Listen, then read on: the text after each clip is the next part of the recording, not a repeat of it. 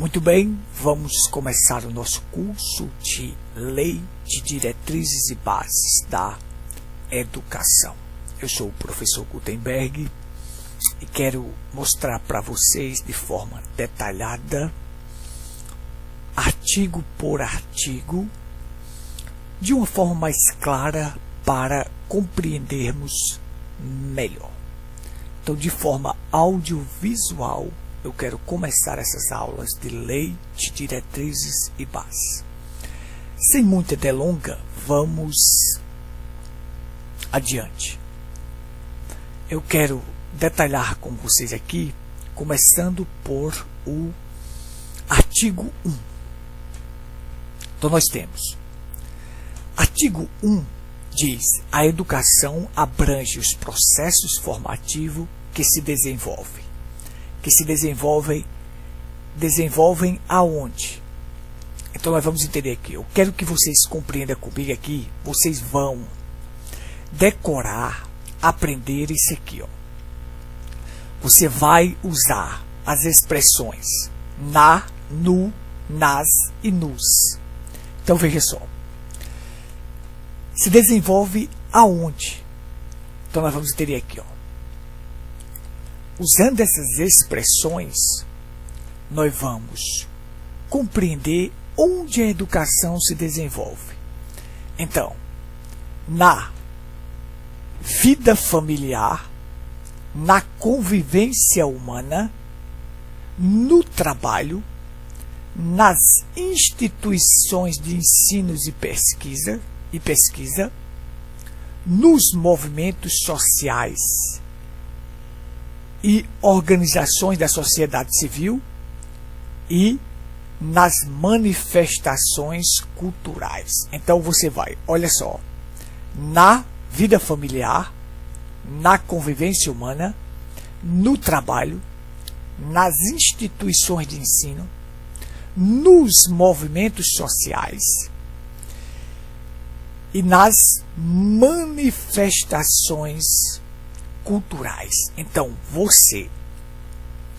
o artigo 1, a educação abrange os processos formativos que se desenvolvem. Aí você vai as expressões, ó, na, no, nas e nos. Então, na vida familiar, na convivência humana, no trabalho, nas instituições de ensino e pesquisa, nos movimentos sociais e nas manifestações culturais. Começa aqui, artigo 1. Se você descobre essas expressões, se você aprende essas expressões, você vai lembrar. Vai lembrar aonde a educação se desenvolve. Vamos em frente. Você vai lembrar que a educação é um processo como um processo plural. Ou seja, o desenvolvimento dela é um processo plural que envolve vários. O seu processo formativo se desenvolve em vários lugares. Então, um processo plural. Lembra-te disto. Seguindo, parágrafo 1º. Esta lei disciplina a educação que se desenvolve predominantemente, guarda esta palavra, lembre-se que predominantemente não é obrigatoriamente, por meio do ensino em instituições próprias. Então, se desenvolve predominantemente aonde? Por meio do ensino em instituições próprias. Você vai aprender isso aqui, ó. Essa palavra predominante. Onde é que predomina? Por meio do ensino em instituições próprias. E aí você tem o parágrafo 2 que diz: a educação escolar deverá vincular-se ao mundo do trabalho e à prática social. Qual é o vínculo da educação escolar? Então você vai entender.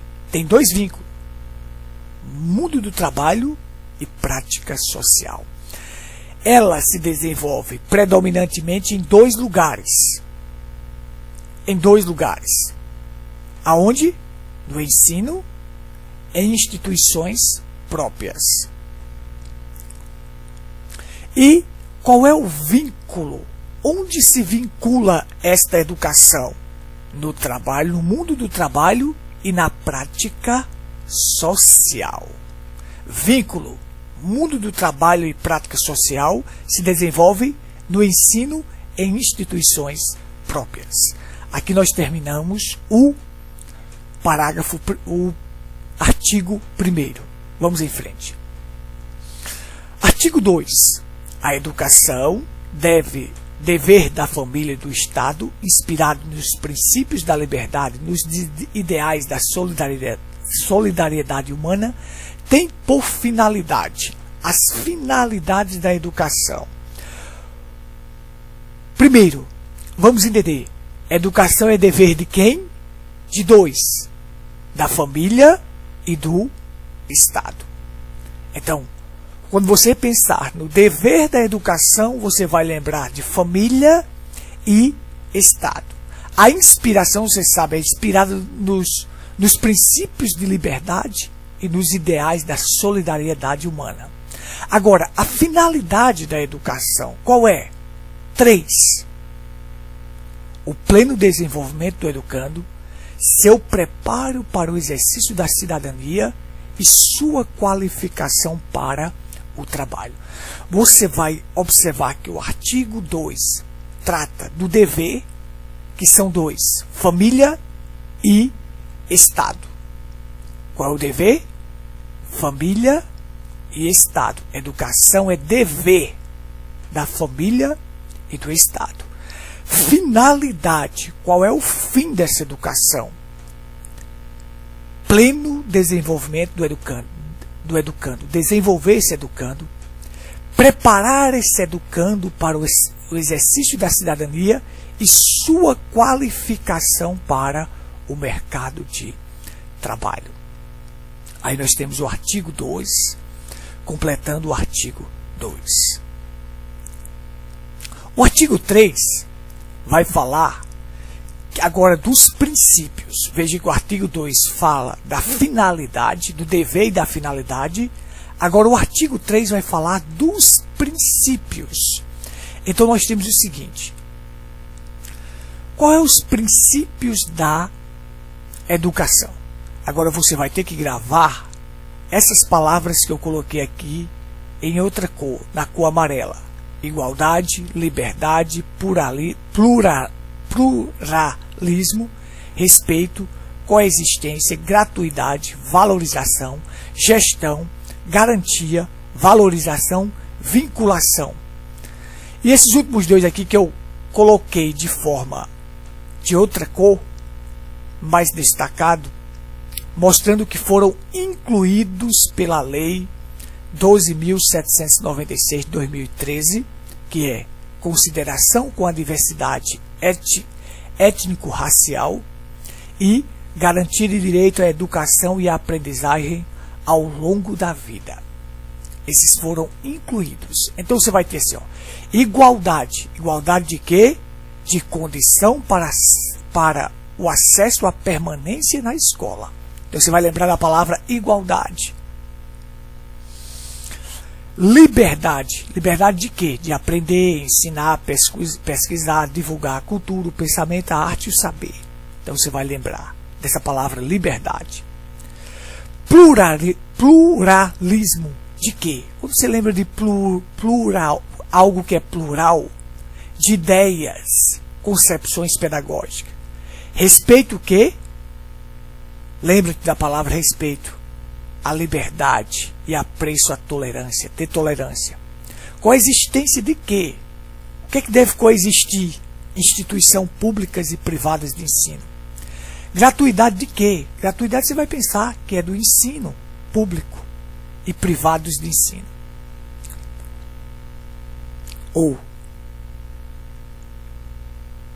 Gratuidade do ensino público em estabelecimentos oficiais. Coexistência de instituições públicas e privadas.